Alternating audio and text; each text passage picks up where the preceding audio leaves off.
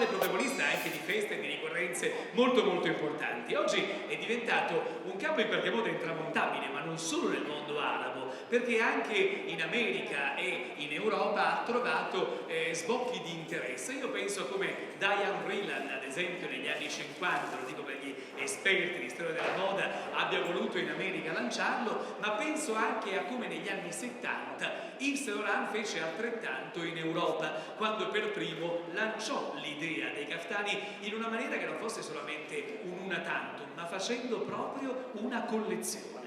Sì, qua vedremo 12 modelli e vedrete come la donna diventa austera ma nello stesso tempo nobile e elegante nell'incedere, perché in realtà il caftano è un capo, pensate, nasce come capo maschile, ma vedrete che di maschile non ha assolutamente niente. Sta bene la donna formosa, ma sta bene la donna agile, come appunto sono le nostre bellissime indossatrici. Sono dei modelli che definire da spiaggia, diciamo, oddio, non è riduttivo perché sono delle belle spiagge, ma diciamo più da piscina, più da colossal hollywoodiano. Rifacciamoci gli occhi con direi Sina. che l'ultima, sì, l'ultima che hai appena detto mi convince, Da colossal da colossal hollywoodiano. americano. Veramente, Lo vedrete perché lei è veramente un grande talento. Meravigliosi tessuti, straordinario design, i colori da sogno. Dello spirito magrebino, tra l'altro. È vero. Che non viene mai Signori, smarrito. è tunisina ma italiana d'adozione, Sina! Zina!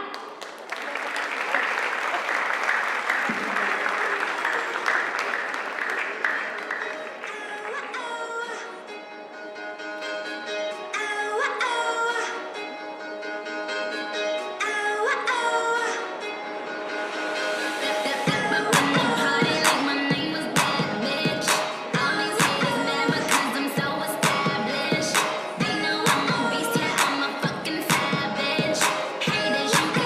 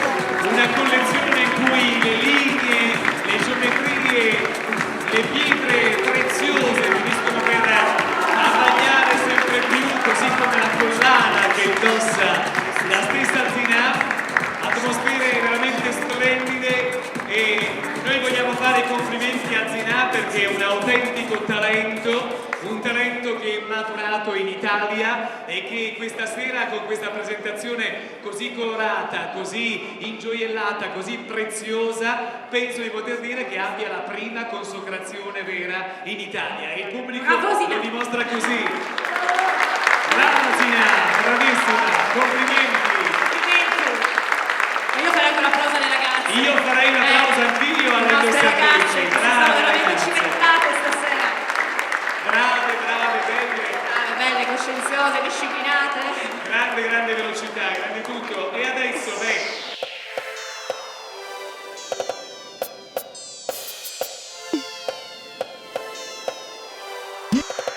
Get at me for beats, yo.